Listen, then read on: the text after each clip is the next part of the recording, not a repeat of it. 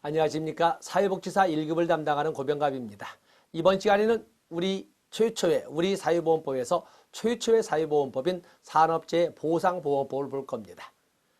일반적으로 대부분 국가의 최초의 사회보험은 산업재해 보상보험법입니다만은 우리란 말을 붙인 것은 우리 세계 최초의 사회보험법은 산재보험법이 아니기 때문에 그렇습니다.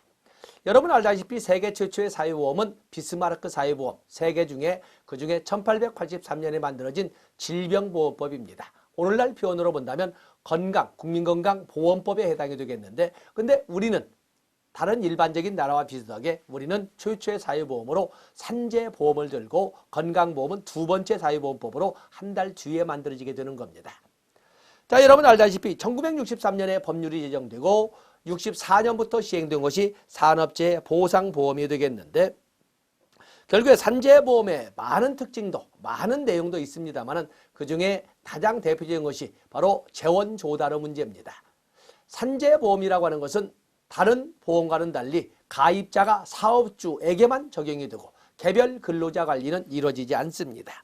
때문에 이 산재보험의 많은 특징들이 있을 때 먼저 무과실 책임주의를 적용한다. 또 사업주만을 가입자로 한다. 그리고 보험료를 사업주가 단독 부담한다. 이런 내용들을 담고 있습니다.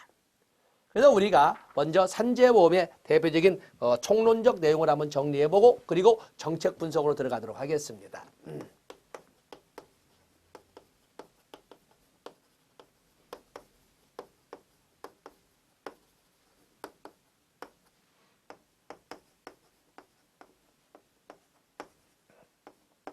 우리 역사상 최초의 사회보험이다. 뭐 다 아시는 거죠? 우리는. 그래서 63년에 법률이 제정되고 64년부터 시행된 우리 최초의 사회보험이 바로 산재보험이 되겠습니다. 이 산재보험은 무과실 책임주의에 입각한 무과실 책임주의에 입각한 사용자 책임보험의 성격을 갖는 것이 바로 여기 나오는 산재보험이 되겠습니다.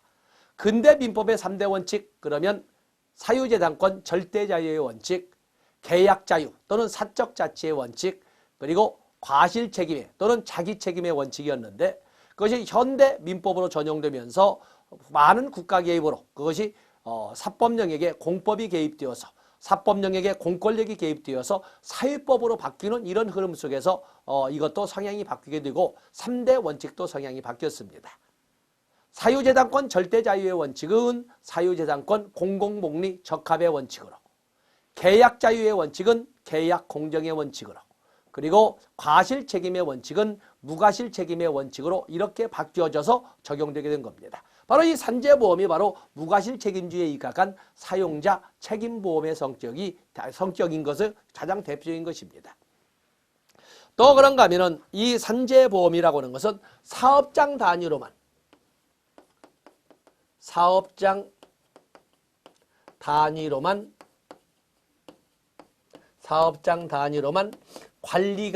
관리가 수행됨으로써 개별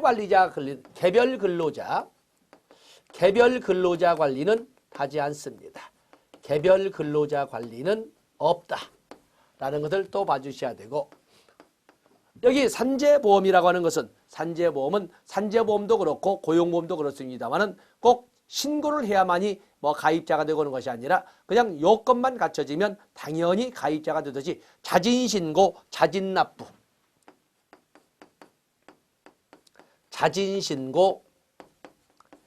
자진납부를 원칙으로 하는 것도 또한 특징이 되겠습니다. 또 산재보험의 하나의 특징이라고 하는 것은 이 산재보험은 보험료의 사업주 단독 부담이죠. 보험료 사업주 단독 부담을 특징으로 합니다. 또 그런가 하면은 법률, 재판 절차를 통한 구제 절차보다 아주 적기에 소위 재판을 통한 구제보다 재판을 통한 구제보다 적기구제가 가능합니다.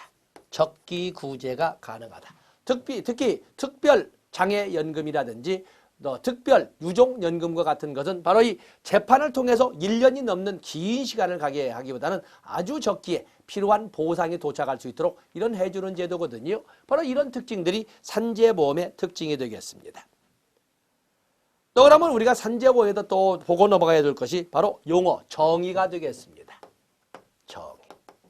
산재보험에도 다양한 정의가 있지만 산재보험에는 평균임금, 또 그런가 하면 치유, 또 장애, 또 폐질 이런 개념에 대한 용어가 정리가 돼야 됩니다. 그래서 우리가 보면 산재보험의 교재를 보시면 산재보험의 그 개요 나와 있고 정의가 나와 있죠. 여기 보면은 정의 첫 번째가 업무상 재해. 업무상 재해라고 하는 것은 우리는 사회보장기본법에서 사회적 위험이라고 하는 건데 사회적 위험 지금까지 우리가 배운 사회보험법을 보면 사회적 위험 국민연금에서는 노령, 장애, 사망을 사회적 위험으로 예시하고 있고 국민건강보험법에서는 질병, 부상, 출산, 사망 그리고 건강증진을 예방 차원에서 건강증진은 사회적 위험은 아니지만 예방 차원에서 보험급여를 실시한다고 되어 있습니다. 고용보험법에서는 실직, 실업이죠. 실업 그리고 육아, 출산 세 가지를 사회적 위험으로 들고 있지 않습니까? 그에 의해서 이 산재보험에서는 업무상재해, 즉 다시 말해서 사회적 위험을 업무상이란 단어가 이 업무상이란 단어가 있죠. 업무상 그래서 부상, 질병, 장애, 사망 이렇게 네 가지 업무상 사유로 인한 부상, 업무상 사유로 인한 질병, 업무상 사유로 인한 장애, 업무상 사유로 인한 사망 이 네 가지를 업무상 재해라고称하고 우리는 그것을 사회적 위험이라고 풉니다. 다음에 평균임금. 평균임금은 판서를 길게 하자면 여기는 일당이지요. 1급입니다. 1급. 평균임금을 산정해야 될 사유가 발생한 날 이전 90일간 지급된 임금 총액을 총일수로 나눈 금액을 평균임금이라고 합니다. 총일수로 나눴다는 것은 바로 일당, 1급을 말하고 있는데 사실은 90일 동안 산정해야 될 사유가 발생한 날 이전 90일 동안 지급된 금액은 90일치가 지급된 것이 아니라 토요일, 일요일날 빼고 지급된 거거든요. 그래놓고는 분모는 90으로 나누기 때문에 당연히 본래 실제 수령했던 평균임금보다 평균임금 계산 금액은 작게 나올 겁니다. 어떤 평균임금은 그렇게 1급으로 계산된다. 다음에 치유. 치유에 대해서 많은 사람들이 우리가 일상생활에서 쓰는 용어로도 사용을 하지만 그러나 이 치유는 그것뿐만 아니라 또 하나의 용어도 가지고 있어서 치유가 중요합니다. 많은 사람들이 치유를 완치의 개념으로 이것도 치유받습니다. 치유가 완치의 개념으로 이러는데 완치뿐만 아니라 더 이상의 변화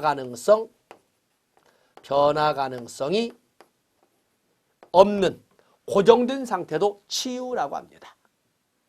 그래서 치유, 보통 우리가 산재에서 쓸 적에는 이 치유의 개념은 아래에 있는 개념으로 씁니다. 거기 법조문을 보면은 부상이나 질병이 완치되거나, 자 우리가 일반적으로 쓰는 치유죠. 아니면 치료 후 효과를 더 이상 기대할 수 없고 그 증상이 고정된 상태에 이른 것이라고 이렇게 정하지 않습니까? 그렇기 때문에 이렇게 더 이상의 변화 가능성이 없는 것도 치유라고 합니다. 여기다 이거 초점을 두는 거죠. 다음에 장해라고 하는 것은 장애와 그리고 폐질이 구분이 돼야 되는데 장애라고 하는 것은 치유가 됐어. 부상이나 질병이 치유가 되고 치유가 된 상태에서 노동능력이 상실된 것. 뭐냐면 소위 부상이나 질병이 더 이상 호전될 가능성이 없이 고정된 상태에서 노동능력이 상실되거나 노동능력이 감소된 것은 장애라고 하는 것이고 그에 비해서 폐질이라고 하는 것은 치유가 되지도 않은 상태에서 노동능력이 감소되거나 노동능력이 상실된 것을 폐질이라고 합니다. 치유가 되지도 않은 상태에서 계속 치유가 되지 않았다는 것은 호전되는 것도 아니고 오히려 악화되어 간다는 것을 말하지 않겠습니까? 그래서 장해와 폐질을 여러분들이 역시 구별해 주시면 되겠습니다. 다음에 우리가 볼 적에 여기 보면 산재보험과 고용보험의 비교. 산재보험과 고용보험과의 공통점. 자, 여러 가지가 많지만 산재보험과 고용보험은 주관, 관장을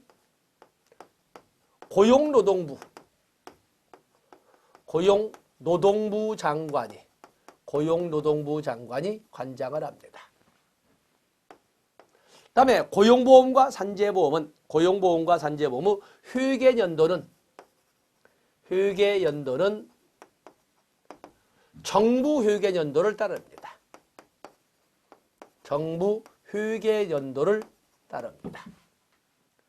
또 고용보험과 산재보험의 보험관계 성립 소멸. 또 그러면 보험료 징수. 고용보험이나 산재보험의 보험료 징수 등에 관한 사항은 모두 별도의 법률인 고용보험법이나 산재보험법이 아니라 보험료 징수법으로 규정하고 있다는 것도 우리가 말씀을 드렸습니다. 다음에 고용보험과 산재보험의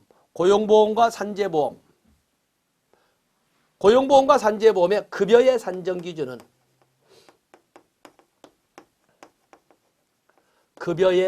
기준은 평균 임금으로 하고 있습니다. 평균 임금. 자, 우리가 구직급여의 산정 기준인 기초일액. 구직급여의 산정 기준은 기초일액은 별다른 사유나 규정이 있지 않다면 마지막 이직일 당시에 평균 임금으로 하되 상한선을 86,000원으로 산정해서 그거의 2분의 1을 지급하는 걸로 합니다. 때문에 가장 많이 타는 사람도 43,000원을 일당으로 탄다는 것을 알 수가 있습니다. 그런가 하면 거의 산재보험급여, 휴업급여 평균임금의 70%, 장해급여 평균임금 곱하기 법으로 정해진 일수, 장업이 평균임금 121분, 또 유족보상일시금 평균임금 1,301분 이런 것처럼 모두 급여의 산정기준은 고용보험이나 산재보험 모두 평균임금을 산정기준으로 해서 계산을 합니다. 그 외에도 고용보험과 산재보험의 권리구제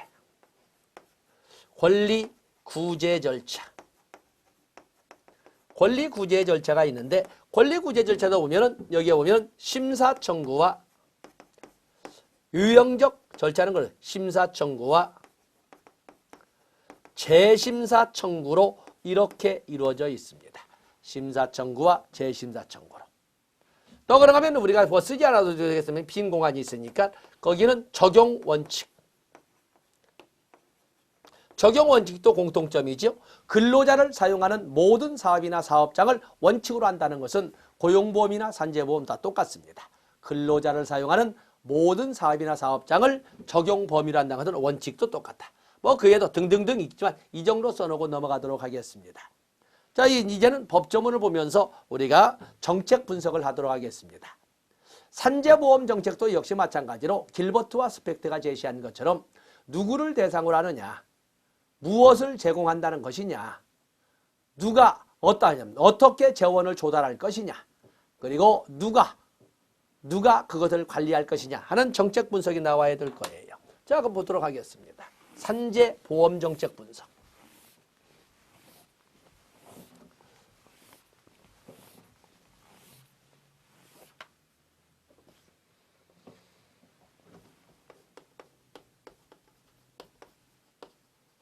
산재보험 정책 분석을 해보겠어요.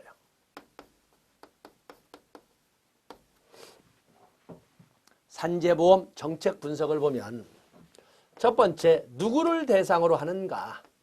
누구를 대상으로 하는 걸 적에 고용보험과 똑같이 원칙은 근로자를 사용하는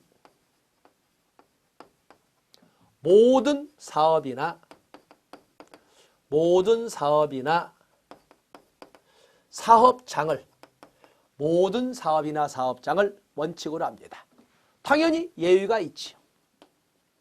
예외의 많은 부분은 고용보험과 마찬가지로 총 공사금액 2천만 원 미만의 사업이라든지 연면적 100평방미터 이하의 건축업이라든지 연면적 200평방미터 이하의 대수선업 또는 가구 내 고용업 또는 1차 산업으로서 법인이 아닌 자가 운영하는 사업으로서 4인 이하의 근로자를 사용하면서도 산재보험법에 적용을 받지 않는 이런 경우들이 있는 거거든요. 바로 이렇게. 가입자는 고용보험은 사용자와 근로자가 모두 가입자가 되겠습니다. 여기는 사업주만 가입자가 되어서 사업장 단위로만 관리가 이루어지고 개별 근로자 관리는 이루어지지 않는다. 그리고 보험료는 사업주가 단독 부담 뒤에 따로 적겠습니다. 바로 그런 그 출발점은 이렇게 적었습니다. 다음에 산재보험급여는 업무상 재해에 대해서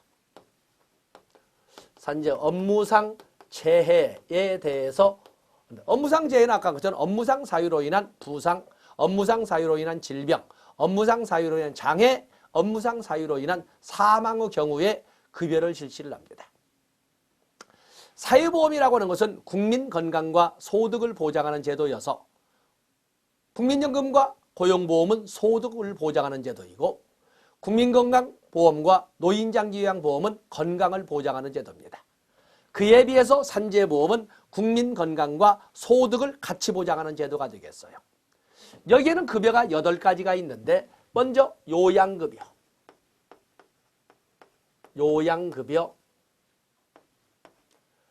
휴업급여,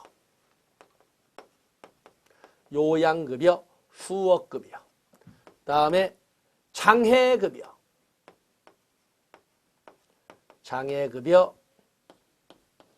간병급여, 유족급여, 그리고 상병보상연금,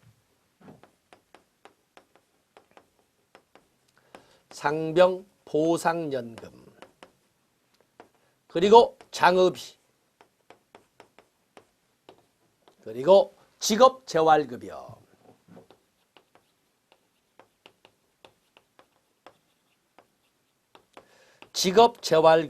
이렇게 8가지로 나눠져 있습니다. 여러분 알다시피 이 요양급여, 건강보험법에도 요양급여가 있고 산재보험법에도 요양급여가 있습니다만 이 요양급여는 현물급여죠. 현물급여가 되겠어요. 앞선 시간에 국민건강보험법을 설명하면서 여러분에게 함정을 하나 파놓고 갔는데 그걸 기억하실지 모르겠습니다. 똑같이 요양급여인데 건강보험은 사전적 적극적 예방 차원이기 때문에 예방, 재활이 다 들어있습니다. 그런데 산재보험에는 예방은 없고 간병이 있습니다. 여기는 예방은 없고 간병이 있습니다. 간병. 그리고 거기다 함정을 판 것이 뭐냐면 내가 여러분에게 물론 면대면 관계를 직접 오진 않지만 거기 적을 적에 한 분쯤은 의심을 했어야 되는데 거기에 국민건강보험법에는 일수 제한이 없습니다. 그런데 내가 거기를 써놓고 아무 말 않고 다음으로 넘어갔지. 4일 이상을 요해야 요양급여가 허용이 된다. 3일 이내로 치료가 필요한 것은 여기는 사후적, 소극적, 치료 후 개념이기 때문에 3일짜리 가지고는 요양급여를 지급하지 않는다. 4일 이상이야. 그 4일 이상이라고 하는 것은 산재보험에서 나오는 겁니다. 산재보험에서. 근데 국민건강보험에서 적을 적에 지금 여러분들 그중에 고개를 깨고 드신 분들은 좀 이전에 일별이라든지 아니면 예습이 됐다는 분이고 아닌 분들은 그냥 생각 없이 적으셨을 거예요. 건강보험에는 사후적 소극적 치료도 있지만 사전적 적극적도 있기 때문에 기간 제한을 만들면 안 됩니다. 4일 이상이란 기간 제한은 요양급여에 있습니다. 다음에 휴업급여는 현금급여가 되겠어요. 현금급여로 아까 고용보험과 산재보험의 급여의 산정 기준은 평균임금이라고 그랬어요. 평균임금의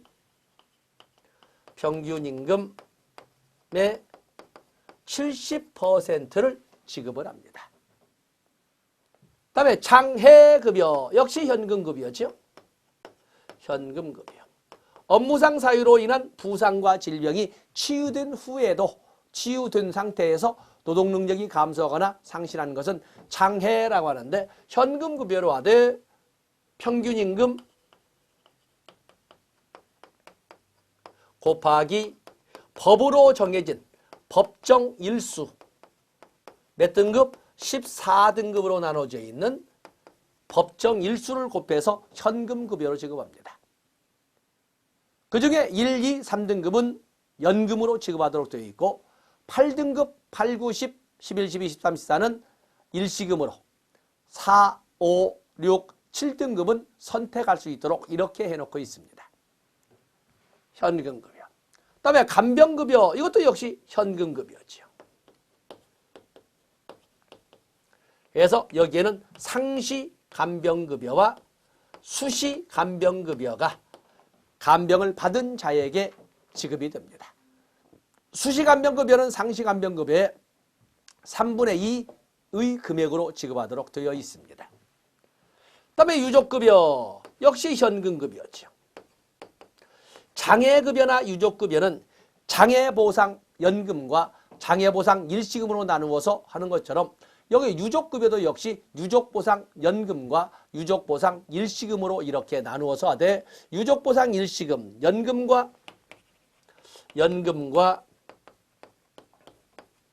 일시금으로 하되 유족보상 일시금은 평균임금 곱하기 1300일로 해서 지급하도록 되어 있습니다. 다음에 상병보상연금 여기는 이것도 역시 현금급여죠. 현금급여입니다. 현금급여로 여기는 요양급여 2년 요양급여가 2년이 경과되고도 치유가 되기는커녕 오히려 폐질이 악화되고 폐질은 뭐야? 치유도 되지 않은 상태에서 노동 능력이 감소되거나 상실된 폐질이 있으면서 이럴 적에는 휴업급여를 대체해서 연금으로 준다라고 하는 것이 상병보상연금인데 바로 장애연금, 장애급여 1, 2, 3등급과 똑같은 금액으로 계산이 됩니다. 다음에 장업이 역시 현금급여죠. 현금급여로서 여기도 역시 평균임금 121분을 현금으로 지급을 하게 됩니다. 다음에 직업재활급여 이것도 역시 현금급여죠. 현금급여입니다. 그래서 5종의 현금급여 직업훈련비용, 직업훈련수당, 직장복귀지원금 또 그런가 하면 재활운동비 또는 직장적응훈련비 뭐 이런 등등을 가지고 5종을 하는 것이 직업재활급여가 있는데 자 모두 보면 여기만 현물급여고 나머지는 모두 이렇게 현금급여 아닙니까? 그런데 문제는 요양급여도 현금급여로 지급 가능합니다. 부득이한 경우에는 요양비로 지급할 수 있다는 법 규정에 의해서 그렇기 때문에 산재보험급여는 모든 급여를 현금급여로 지급할 수 있다가 맞겠습니다. 그래서 현물급여 하나인 요양급여마저도 요양비로도 지급할 수 있다고 규정되어 있다는 걸 기억해 놓으셔야 됩니다. 다음에 산재보험의 재원은 당연히 사회보험이기 때문에 노, 사, 정, 3자 부담을 원칙으로 하는데 여기는 예외라고 그랬죠. 여기는 이자 부담이라고 그랬어요. 이자 부담. 그래서 국가 지원금 그리고 보험료로 하되 보험료로 어떻게 한다? 사업주가 단독 부담한다는 특징을 가지고 있어서 바로 이자 부담이라는 이 특징을 여기다 적어놓고 있는 거죠. 이자 부담이 있습니다. 다음에 어디서 관리 운영한다? 관리는 근로복지공단에서. 근로복지공단에서. 자, 이런 정도 우리가 적어놓고 법조문을 확인해 보도록 하겠습니다.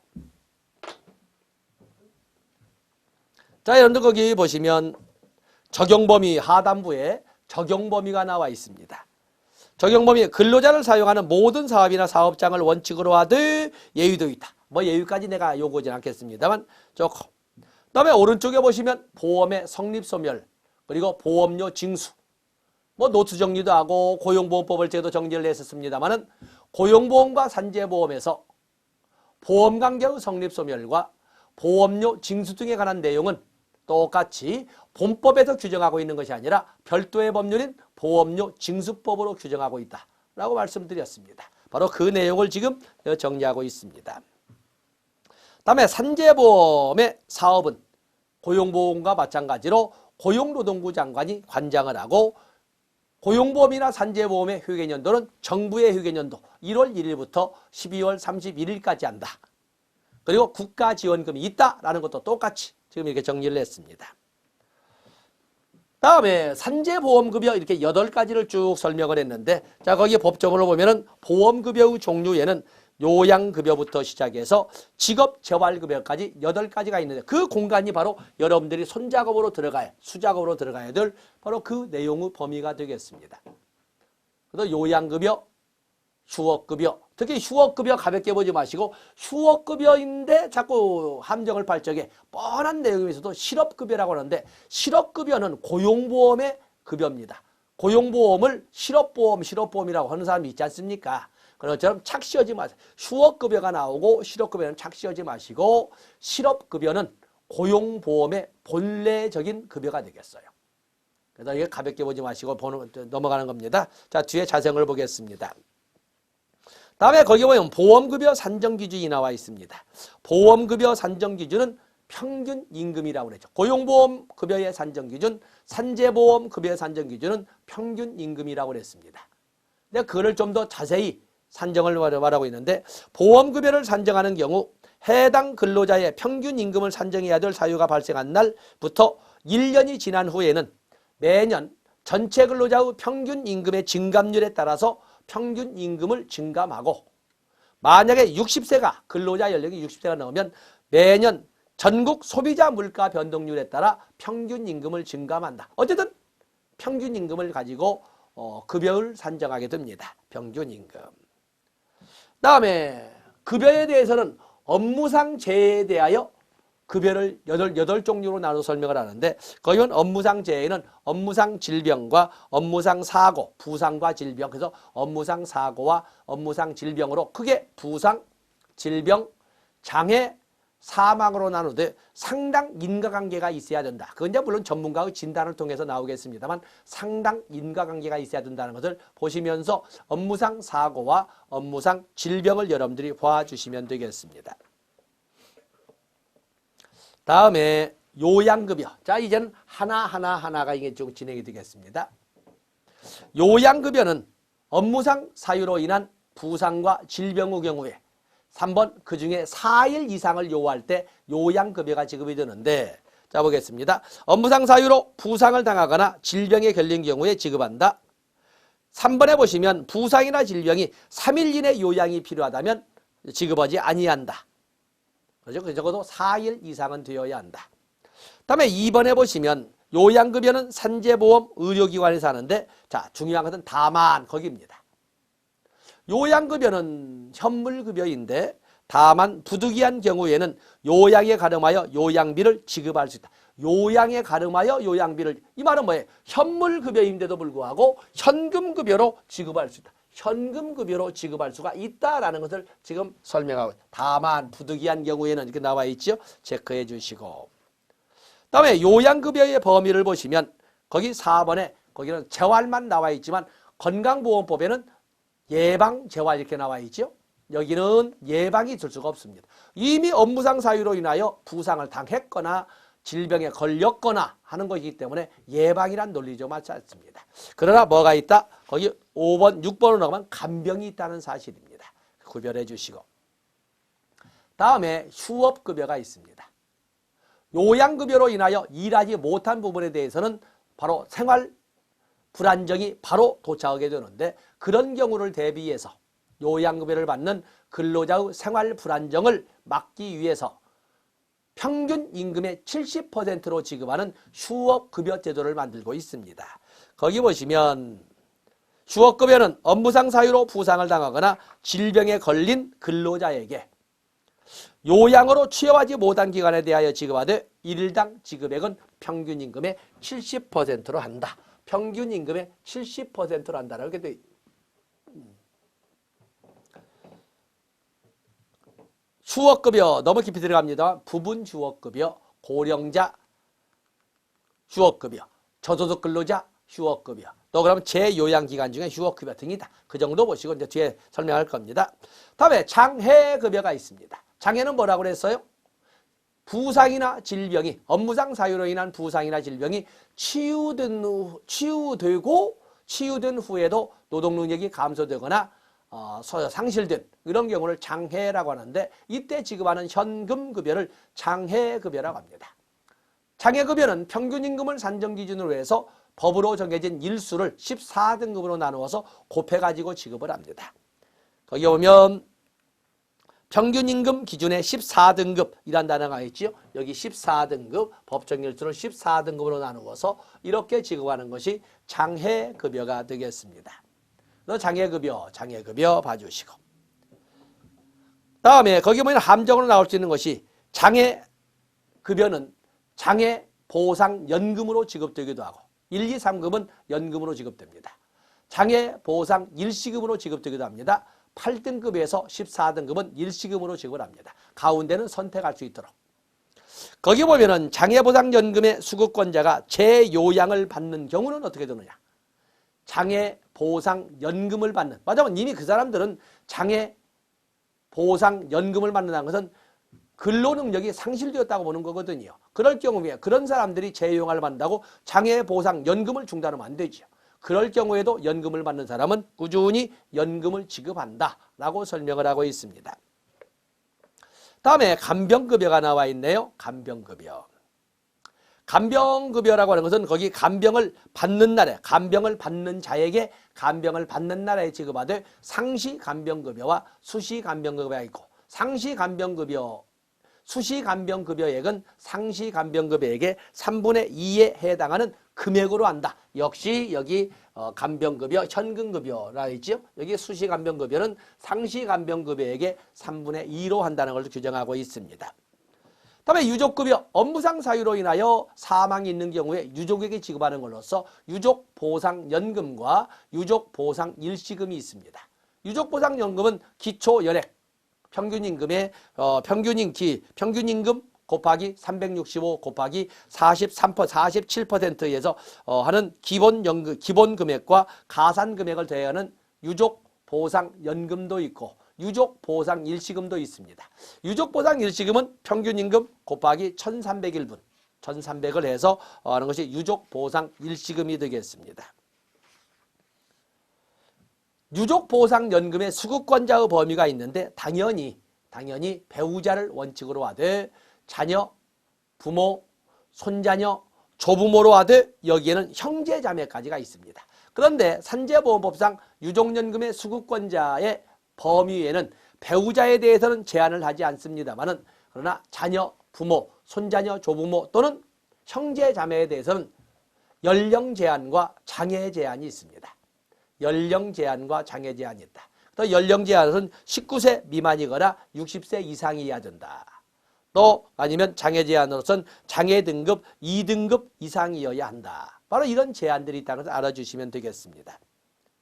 여기에도 역시 국민연금법과 마찬가지로 태아의 권리보호 규정을 두고 있습니다. 그것도 거기 2번, 근로자가 사망할 당시 태아였던 자녀가 출생한 경우에 출생한 때부터 장래에 향하여 근로자가 사망할 당시 근로자와 생계를 같이 하던 유족으로 본다. 맞죠? 국민연금과 똑같은 태아의 권리보호 규정 두고 있는 거지요. 생계를 같이 하던 경우에 유족이란 단어가 붙고 태아의 권리보호도 인정되고 있다. 다음에 상병보상연금. 상병보상연금 여러분 문장 보시면서 상병보상연금은 요양급여가 2년이 경과됐음에도 불구하고 폐질이 아까도 폐질은 뭐예요? 업무상 사유로 인한 부상이나 질병이 치유되지 않은 상태에서 노동능력이 감소되거나 상실되어 가는 것을 폐질이라고 합니다. 요양급여 2년 경과 폐질. 그럴 때는 휴업급여를 대신해서 시리즈로 상병보상연금을 지급한다. 그 금액은 장애급여, 장애보상연금 1, 2, 3등급으로 나눈 계산과 똑같이 평균임금 곱하기 법으로 정해진 일수 해서 지급하게 된다라는 것을 쭉 설명을 하고 있습니다. 때문에 휴업급여를 대신해서 지급하는데 아까 휴업급여의 종류는 뭐가 있었어요? 부분 휴업급여, 고령자 휴업급여, 저소득 근로자 휴업급여, 재요양 휴업급여가 있었는데 여기는 노동능력이 상실되거나 다름없는 1, 2, 3등급으로 계산을 하기 때문에 부분 휴업급여는 존재하지 않습니다. 고령자 부분 휴업급여가 고령자 상병보상연금으로, 저소득 근로자 휴업급여가 저소득 근로자 상병보상연금으로, 재요양기간 중에 휴업급여는 재요양기간 중에 상병보상연금으로 이름이 바뀌어져서 지급되게 된다라는 것을 이렇게 정리하고 있습니다. 다음에 장업이 장례를 치른 사람에게 주는 현금급여로 평균임금 곱하기 120일 해서 이렇게 지급하는 현금급여가 되겠습니다. 다음에 직업재활급여가 있죠. 직업재활급여. 직업재활급여는 장애급여 수급자에게 지급하는 것이 되겠는데 만약에 장애급여 수급자로서 12등급까지 1급에서 종래는 9급이었습니다만 장애등급 대통령은 1급에서 12급 14등급 중에 12급까지의 장애급여 수급자가 만약에 직업훈련을 받고자 한다면 그에 드는 비용을 주겠다는 거예요. 그게 바로 직업훈련 비용, 그때 차비와 식사비도 같이 주겠는데 직업훈련 수당이라고 합니다. 직업훈련 비용은 훈련기간에 1년간 지급하는 것이고 직업훈련 수당은 그 1년간 교통비와 식비를 대주는 것을 직업훈련 수당이라고 합니다. 직업훈련 수당이라고 한다. 그래서 거기 보면 직업훈련 비용, 훈련 대상자에게 대한 직업훈련은 공단과 계약을 체결한 직업훈련 기관에서 실시한다. 직업훈련 비용은 직업훈련기관에 지급하되 그 기간은 12개월 이내로 한다. 1년간 지급할 수 있습니다. 그에 비해서 직업훈련수당은 직업훈련을 받는 직업훈련 대상자에게 지급하되 1년간 지급을 합니다. 거기에 보면은 1년 1일당 지급액은 자 거기 중에 표시하시고 직업훈련수당의 하루 1일당 지급 금액은 최저임금액, 평균임금도 아니고 최저임금액에 상당하는 금액으로 한다. 최저임금액에 상당하는 금액으로 한다. 거기다 최저임금액에다 체크해 놓으시면 됩니다. 그건 훈련 대상자에게 지급하는 현금급여죠. 그에 비해서 만약에 이 장애급여자가, 장애급여 수급자가 본래 업무상 재해가 발생했던 회사에 복귀하고자 할 때 그 복귀를 받아주게 된다면 국가에서는 바로 직장복귀 지원금으로 12달 동안 12개월 동안 직장복귀 지원금을 사업주에게 지급할 수가 있습니다. 직장복귀 지원금을 사업주에게. 그런가 하면은 직장적응훈련비, 재활운동비는 3개월의 범위를 두어서 역시 직장적응훈련이나 재활운동에 드는 비용을 고려해서 누구에게?